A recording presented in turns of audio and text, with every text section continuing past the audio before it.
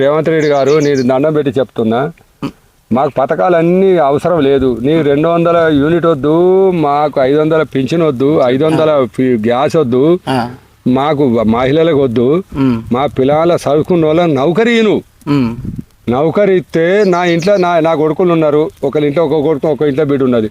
వాళ్ళందరూ చదువుకుంటే వాళ్ళ నౌకరు వస్తే నా కుటుంబాన్ని దాస్తారు. ఈ ఫ్రీ ఇచ్చి పిల్లల నౌకరీ ఇవ్వకపోతే వాడు బెల్ షాప్లలో తాగుతాడు, ఆగమవుతాడు. ఏమనంటే పొద్దు కొత్తానని కొడతాడు.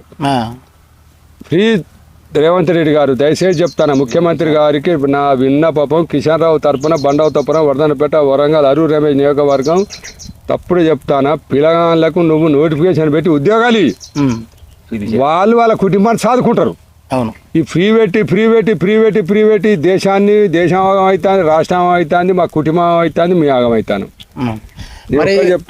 చెప్పండి. గత ప్రభుత్వం కన్నా